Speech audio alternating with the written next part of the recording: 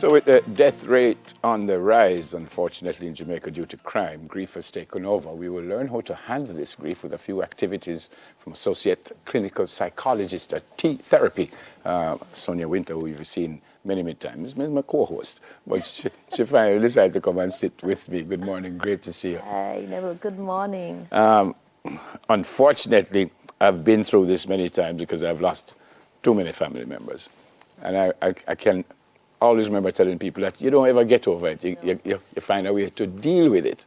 And some of us, I suspect, it will take a much longer time to get to that place that you can. You know, there was a time if I spoke about Mama, I would have cried. No, I can't talk about her, and I don't cry. Right. But it still kind of bothers me. And I find grief is kind of selfish. Because, you know, you want to say they're in a better place, but you still wish they were here. But that is about you, not them. Don't. Morning.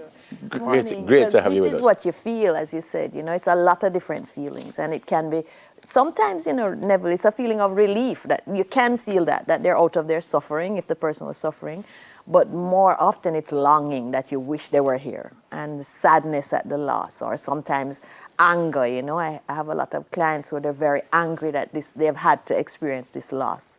You know, shock, lots of different emotions. And then, of course, grief can affect your life in terms of how you respond, what you do. You know, some people find themselves just lethargic, you know, not engaging with friends, and so withdrawing, you know, pining a lot, ruminating.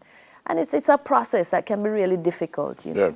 And I guess even if it's a family member, we're not always very close to all family members. So, you know, someone might lose a mother and look like it don't bother them because maybe they weren't that close, and somebody else lose and them can't talk for months. So it's not a one-size-fits-all thing, is it? It's not. And even sometimes, you know, you can have relationships that are fraught, and when you lose that person, you still can feel this unexplainable heaviness that you wouldn't have expected. So it's really unpredictable. They often say that the grief that people experience is so different between one person to the next. It's almost as different as your fingerprint is.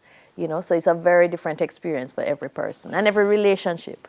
So what you hear when people come to you and say, I lose a mother, brother, friend, what they say and how you respond to, I mean, what they said to you, So first of all, usually they come to me because they're confused and they're worried about how they're reacting. You know, either they think that they should have gotten over it by now, they're finding it difficult to continue with their life, they're finding it difficult to concentrate, to enjoy different things, and so on, you know. So usually I encourage them to talk about exactly what they're feeling and help them to realize that, guess what? This is part of the journey of coming to terms with this loss, you know. And so a lot of it is about normalizing and then giving them things to do. Understanding is a big part of it, first of all, you know. You know, it's like when you go to the doctor and the doctor says, you're going to feel this and you're going to feel that. This will hurt. Then when you feel it, you're not as in distress about it, you know. So it's helping people to understand the process of grief and encouraging them that there will come a day that when you remember this person, you remember them more with love, with the love that you had for them, more so than the pain. More so than remembering them with pain, and that's the journey, that's the destination that you're heading towards. Can it be too long sometimes? I mean, I can be thinking about it, and do you ever get to the point and say, no, man, it's time for you to move on now? You can get to the point where what you're experiencing is complicated grief. Okay, where it has become the feelings and the thoughts that keep going around in your mind are so intense and so protracted that you're having a lot of difficulty functioning at all. Okay, so your work is suffering in some way, your relationships are suffering, your self-care, you know, you start self-medicating with alcohol. We were talking about that earlier, you know.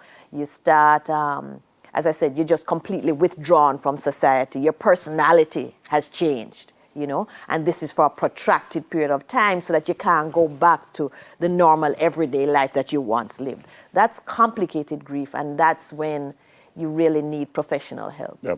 I find, and I don't know if this is part of grieving, but I find that the older I get, when I lose someone close to me, it brings my mortality into focus.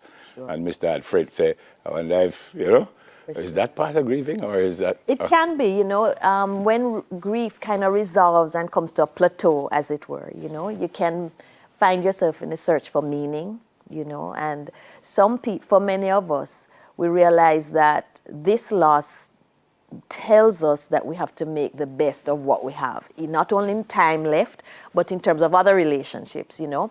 That's the best outcome you can possibly have from that grieving process, you know, that you appreciate how important relationships are, and therefore you start to treat those that you have remaining with you differently. That's the whole point of grief. That's the whole point of coming to terms with it.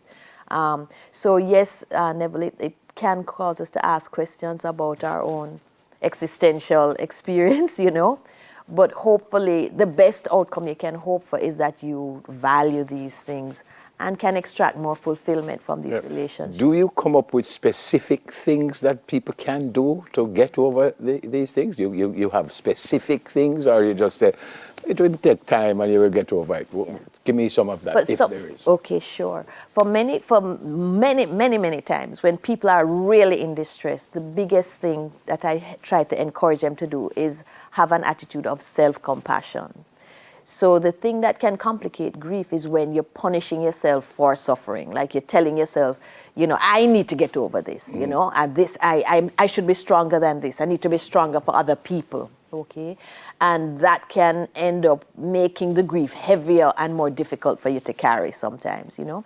So a big thing is teaching people self-compassion exercises, as it were, you know, which is how you kind of deal with yourself, how you talk to yourself, how you take care of yourself. You still try to take care of your body, first of all, what you eat, how you're sleeping, observe your sleeping, try to be active. A big thing also is that you will sometimes have a tendency to isolate, as I said, and after a period of time, that can compound the difficulty. So it's helping people to find outlets in terms of being around other people. Yeah. How scary is it for the person? Well, I don't know, for the person, for that person who go on like it don't bother them.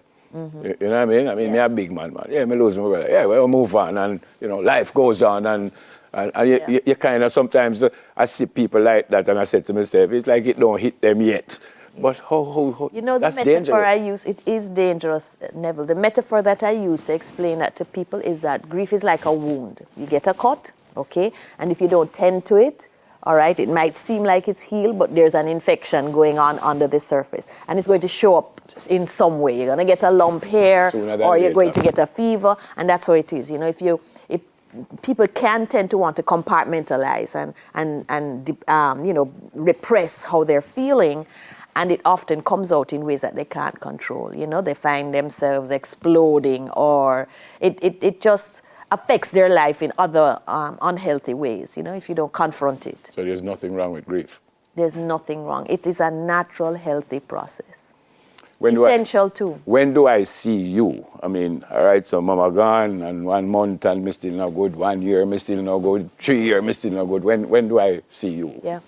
You come to see me when your habits have changed dramatically in a way that is not serving you. So you're not sleeping for days on end. You wake up tired, you can't function.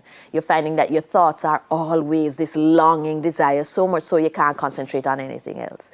You're finding that your self-care, you don't feel like getting out of bed, you don't feel like bathing, all things like that. You're angry and irritable at everybody. You just cannot move on and resume the functions and the life you had before, and you're just in constant distress. That's when you need to come and see me. Your weight has changed, you know.